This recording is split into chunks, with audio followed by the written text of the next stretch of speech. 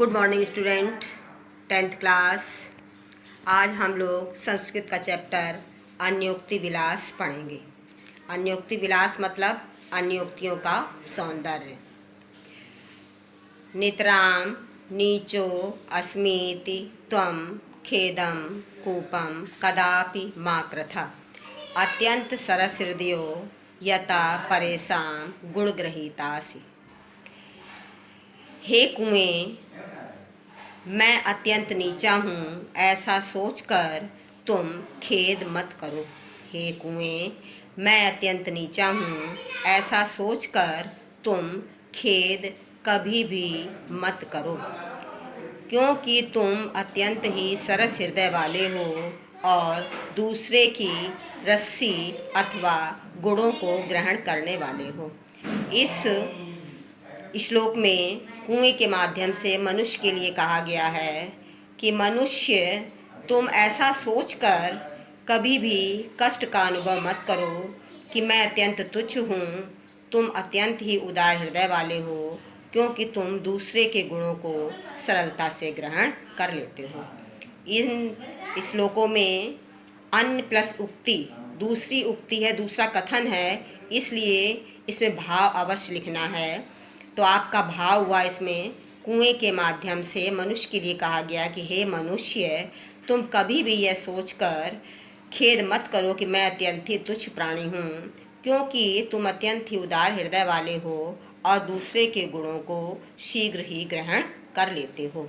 निर्क्षीर विवेके हंसालस्यम त्वमेव तनुसे चेत विश्व अस्मिन् अधुनान्य कुलव्रतम पालिष्यति का।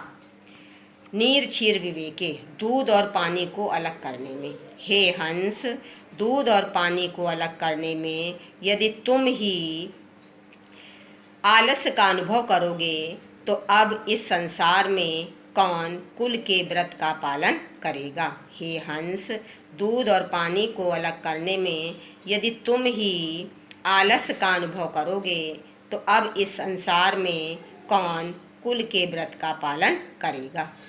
इसमें हंस के माध्यम से मनुष्य के लिए कहा गया है कि हे मनुष्य, तुम इस संसार में रह करके तुम ही यदि उचित अनुचित और गुण और दोषों के निर्णय में आलस्य का अनुभव करोगे तो कुल के व्रत का पालन कौन करेगा।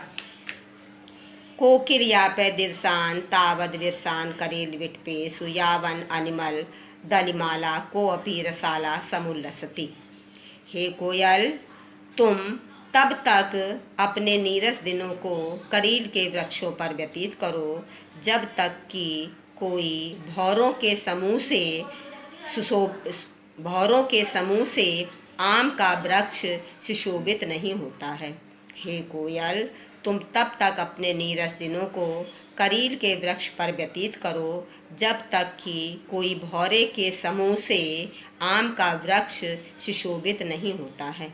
इसका भाव है, हे कि कोयल के माध्यम से मनुष्य के लिए कहा गया है कि हे विद्वान मनुष्य, तुम अपने विपत्ति के दिनों को इस आशा से व्यतीत कर लो कि तुम्हारे जीवन में अच्छे दिन अर्थात सुख के दिन अवश्य आएंगे।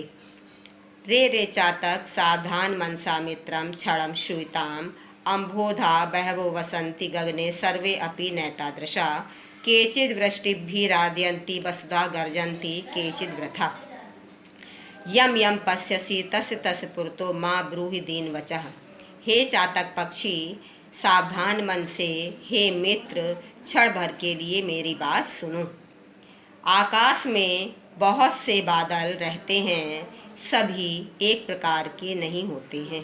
आकाश में बहुत से बादल होते हैं परंतु सभी एक प्रकार के नहीं होते हैं।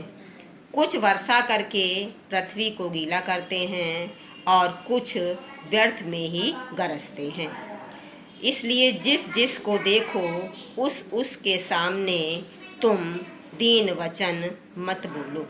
कुछ वर्षा करके पृथ्वी को गीला करते हैं, कुछ व्यर्थ में ही गरजते हैं। जिस जिस को देखो उस के सामने दीन वचन मत बोलो। इसमें हे विद्वान पुरुष, तुम क्षण भर के लिए मेरी बात सुनो।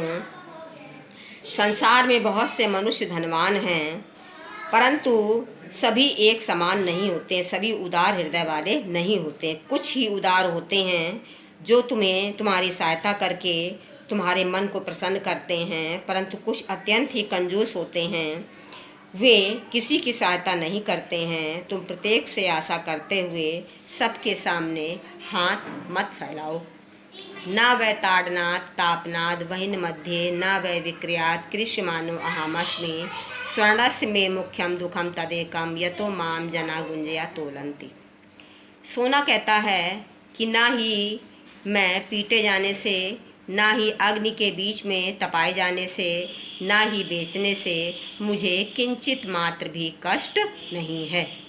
सोने का मुख्य दुख एक ही है, क्योंकि जब लोग सोने को गुंजा अर्थात रत्ती से तौलते हैं तब सोने को बहुत कष्ट होता है। ना ही पीटे जाने से, ना ही अग्नि के बीच में तपाए जाने से, ना ही बेचने से मुझे किंचित मात्र भी कष्ट नहीं है। सोने का मुख्य दुख एक ही है, क्योंकि लोग मुझे रत्ती से तौलते हैं।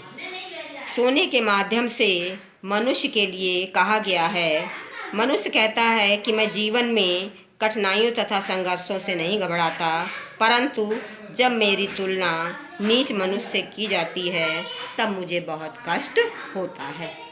रात्रि गमिष्यति भविष्यति सुप्रभातम भास्वान उदेष्यति हसिष्यति पंकजाली इत्थम विचिन्त्यति कोशगते दुरेफे हा हंत हंत नलिनीम गज उज्जहार। रात्रि बीत जाएगी, सुंदर सवेरा होगा, सूर्य उदित होगा, कमलों के समूह विकसित होंगे। रात्रि बीत जाएगी, सुंदर सवेरा होगा, सूर्य उदित होगा और कमलों के समूह विकसित होंगे।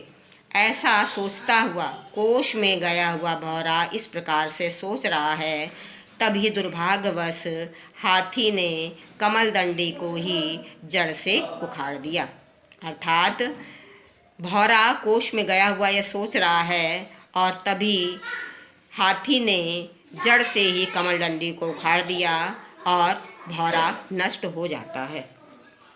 मनुष्य सुख की आशा में, इसमें भौरे के माध्यम से, दुरेफे मतलब भौरे के माध्यम से मनुष्य के लिए कहा गया है कि हे मनुष्य, सुख की आशा में अपने दुख के दिनों को व्यतीत कर लो, परंतु दुख के दिन मनुष्य के समाप्त नहीं होते हैं और सुख की आशा में ही उसकी मृत्यु हो जाती है और वह नष्ट हो जाता है और उसके जीवन में सुख के दिन कभी नहीं आते हैं। स्टूडेंट्स, इन सभी श्लोकों का अर्थ लिखेंगे, अर्थ के साथ साथ भाव अवश्य लिखेंगे, बिना भाव के अर्थ इनकम्प्लीट होगा। और आप लोग पहले प्रत्येक श्लोक का अलग अलग संकेत लिखेंगे, फर्स्ट अक्षर एंड लास्ट अक्षर, इसके बाद संदर्भ, संदर्भ के बाद अर्थ, अर्थ के बाद भाव, तब आपका अर्थ कंप्लीट होगा। संदर्भ केवल पूरे चैप्टर में एक ही बार लिखेंगे। Thank you. इतने घुमा दिया था।